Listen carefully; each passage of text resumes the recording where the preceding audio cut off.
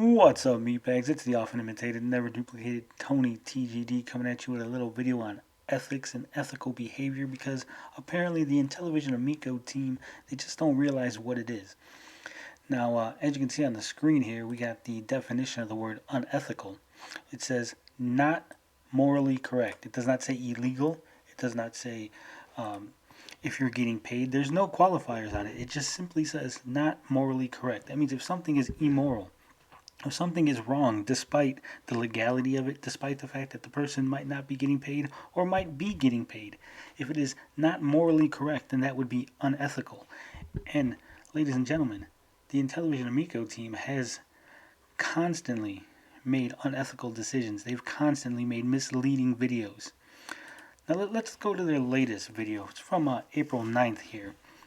It's titled Intellivision Amico Reactions, Episode 5, Playing for the First Time. Now if we go to the description, it says, thank you for watching the video. Please feel free to leave questions directly in the comments, only if you're not banned, because we ban people that are mean to us. Shout out and thanks to the YouTubers featured, and be sure to check out their channels. Now they got Cyrus Martin, Retro Bro, Smash JT, Stuttering Craig, Relic Gamer, and Brett Weiss. You know who's not listed here? Saggy Melons. Now Saggy Melons is featured in this video. She's not only in the video, her little logo on the screen because she was part of a panel, but her voice also appears in this video. And that's where the unethical behavior comes in. So let's just take a look at the video here. First, let me put the desktop audio back on. Crank that baby all the way up. And let's take a listen.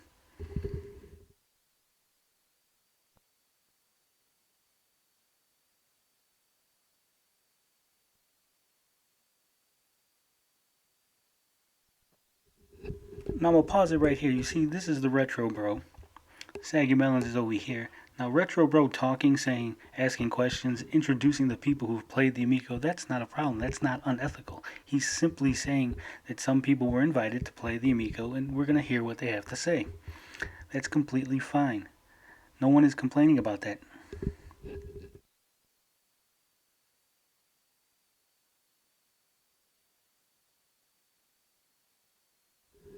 Did you hear that? Saggy Melons says it was really freaking amazing. Saggy Melons did not play the Intellivision Amico. Saggy Melons was not in Texas during the event. Saggy Melons did not have a Amico flown out to her. She did not fly out to the Amico. Tommy did not visit her and drop off an Amico. No Amico was delivered to her in any way, shape, or form. She has never held an Amico controller in her hand. She's never played the Amico. So how is it that she says it's freaking amazing? What is the context for that quote? Why would that be in the video?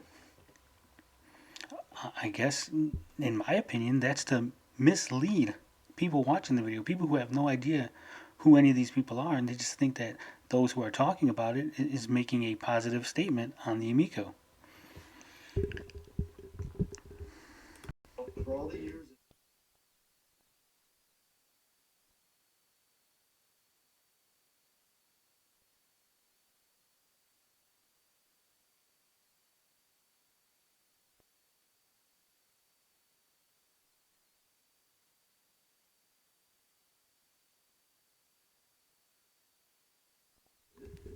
Now we're going to stop it here again because we heard word from Smash JT, who's on the screen. We heard word from Brett Weiss. Earlier there was a little bit of a word from none other than Cyrus Martin. Now, while it is nice that they've disclosed that these are YouTubers who have done these reactions, they have nowhere disclosed in this little Chiron here. It says Smash JT, youtube.com/SmashJT, but it doesn't say personal friend of Tommy Tallarico. You see, if this information doesn't matter, if this is a non-issue, then why not put it on the screen? Why not let the audience know? Why not let the people who are watching the video come to their own conclusion and decide whether or not Smash JT's relationship with Tommy Tallarico outside of YouTube has any effect on his opinion?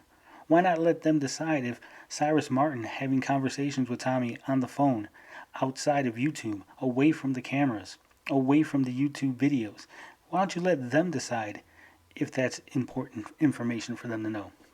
Because the video is all designed to be misleading. You're supposed to just think that these were guys who were invited, who, he called up, he rang up some YouTubers, said, hey, YouTuber guys, why don't you come and check this Amico out and give your opinion? But we know that's not what happened. He handpicked a very select group of people who he's very friendly with, who he has personal relationships with, to come down, check out the Amico, and then end up featuring them in a video like this.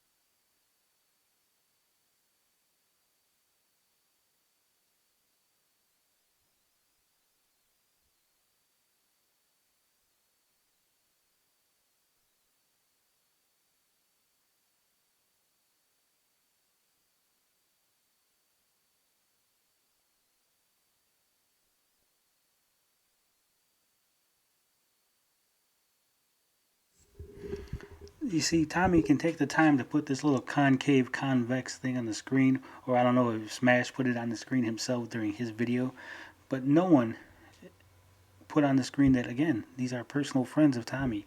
Now, no one's saying that their opinions are incorrect. No one's saying that the information they're relaying to us is incorrect. No one is saying what they're saying is wrong. That's not what we're here for. See, what we're saying is it is unethical, it is immoral, it is very misleading to the public to have people on a video talking up a product in which you have a personal relationship with the man making the product. You see, I did a interview with the guys who did Ion Fury. See, they were having some issues with SJWs coming after them. So I went out and I researched it, I looked into it, I talked to them, and I did a whole article defending the Ion Fury team and the decisions that they made. Now, when it came to reviewing the game, did you think I reviewed it? Do you think I said, hey, this would be ethical if me, who has publicly defended them, who has written an article defending them, reviewed their game? No. No, it would be completely unethical. That's why I took the copy, the review copy, and gave it to a third party who had no affiliation with my website, let them review the game, featured that review in my website.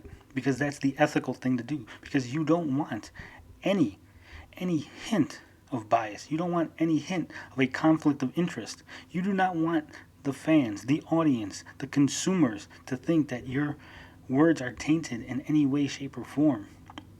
But of course, that's what you would do if you're ethical. That's what you would do if you want to inform the audience and keep them informed and be truthful and honest to them.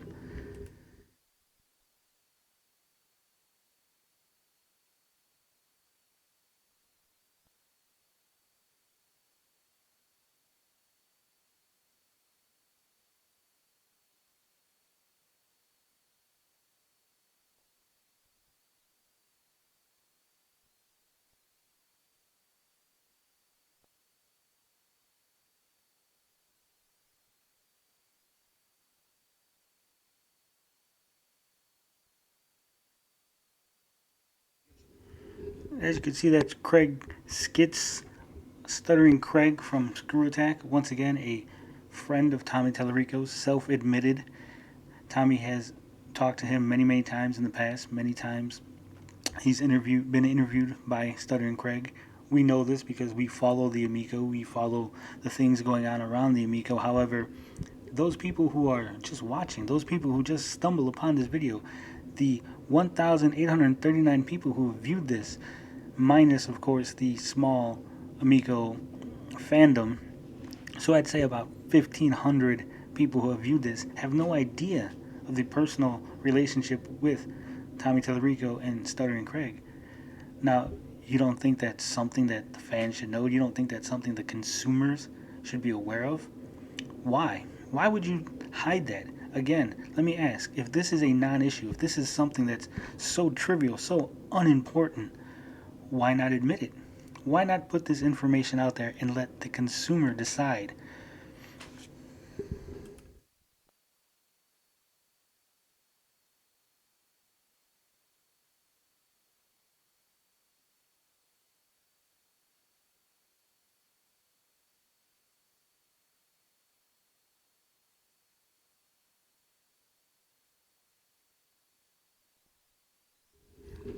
Now, I have some issue with this statement here by Mr. Relic Gamer. He said he dropped his controller on the concrete, picked it up, and there was nothing wrong with it. Now, there might not have been any outside damage. There might not have been any damage to the screen, to the controller casing, but we have no idea if the internals were not damaged. We have no idea if the internals were not thrown off, if the accelerometer was broken, if the gyroscope was damaged. He's making this statement as if he took the controller apart afterward and discovered for himself whether or not these things were damaged.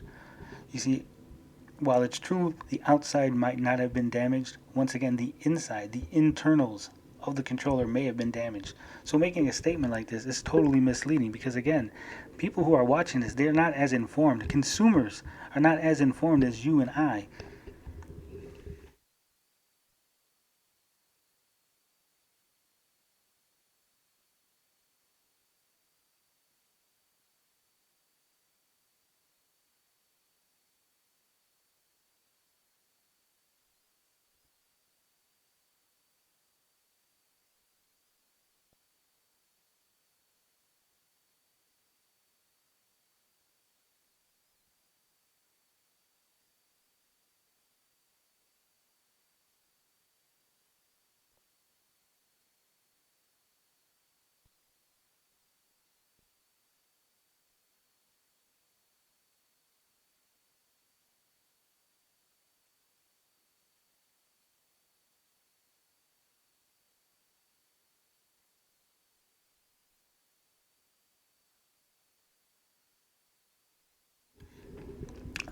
Let me just say, while I can understand what Cyrus's point is that people who just came to the museum had no idea that the Amico were there would be drawn to it.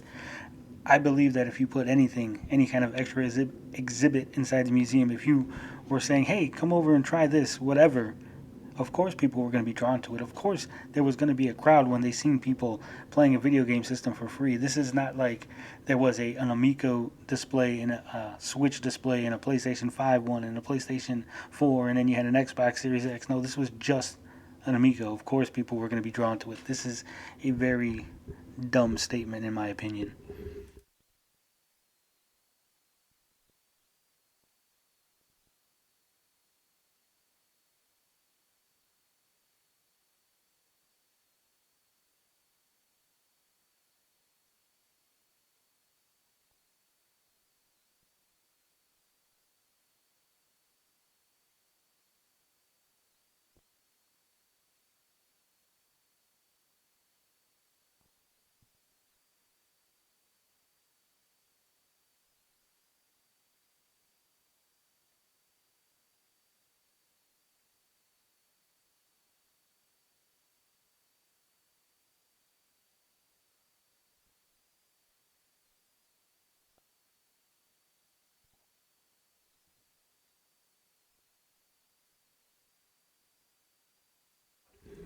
And we're going to stop it there. I just wanted to get to that second Saggy Melon's voiceover where she says this is a console for kids. Kids are going to get into it. Once again, she did not play the system. Why is her voiceover there? Why is she making statements about the system in a reaction video to the system in which she did not play the system? This is very misleading. This is very unethical. Of course, I've been told that this isn't unethical. This is perfectly fine. So look forward to me including statements from Tommy saying how great this channel is, statements from Relic Gamer and Retro Bro and Cyrus Martin and Mad Max Entertainment. They're all going to be saying good things because I'm going to clip them out of context, put them in my video, and it's not unethical because, hey, I didn't pay them for it, so it's fucking fine, right? No, of course that would be fucking wrong. You know it and I know it. Clipping Saggy Melons in 2 comments for an Intellivision Amico reaction video in which she did not fucking play the game is unethical. No way you can slice this and make it seem that it is ethical. You're fucking wrong on this one, gentlemen. But that's not the only time you're wrong. See, we're going to go back to this video here. It's the Intellivision Amico demo reactions. And again, we've discussed this a little bit. We've talked about how this is a reaction. The public came to the video game museum and they talked about this. We're here at the National Video Game Museum.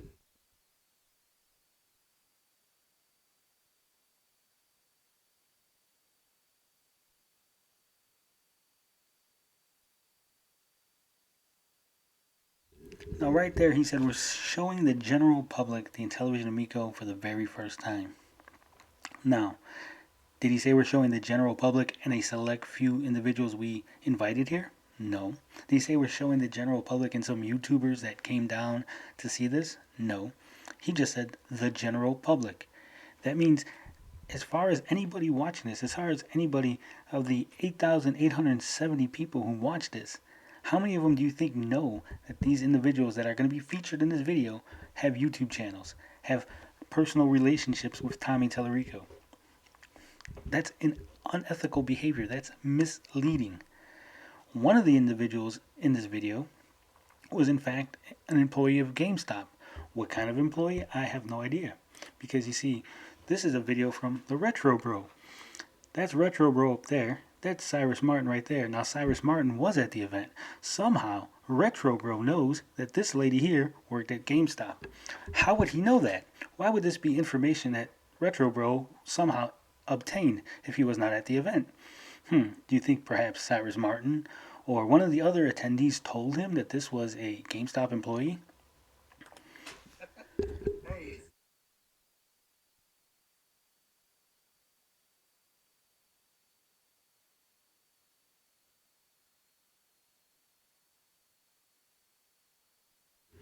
So there you go. See, Retro Bro mentioned that this lady works at GameStop, and Cyrus Martin pretended like he didn't know. Very confused, very afraid to say yes or no. Yes, this is the GameStop lady. Why would that be such a big deal? Unless this is a GameStop executive, perhaps? Is this a GameStop manager? You know, it's not a big deal until you make it a big deal. It's not unethical behavior unless you're trying to hide something, unless you're trying to twist the facts. Now, perhaps this lady did just wander in to the video game museum and just happens to work at GameStop. That's perfectly fine. But when you act like this, when you have somebody mentioning who should not know, unless he knows this lady personally, he shouldn't know that she works at GameStop, which means somebody at the event had to have talked to her, had a discussion with her when she admitted that she worked at GameStop in some capacity. And then they passed that information along to the Retro Bro for some reason. Perhaps they might have told him, hey, this lady works at GameStop, try not to focus on her. Or, hey, this lady works at GameStop, make sure you don't mention it or ask where she worked. And then the Retro Bro fucked up and did it anyway. I don't know, that's all speculation, but of course, once again, speculation is all we have because the most transparent CEO in video games history doesn't actually have any transparency. He simply tells you what you want to hear and what he needs you to hear in order for you to go out and pretend like his console is a fucking perfect machine. Now, that's all the time we have today. That's all the unethical behavior I will be highlighting today, but this is simply a part one of a ongoing series because we know he'll continue to fuck up. We know he'll continue to skirt the line, do things that might not be illegal, but they're certainly very unethical. You know how we do it at this channel. Love, peace, booty grease, we out this bitch.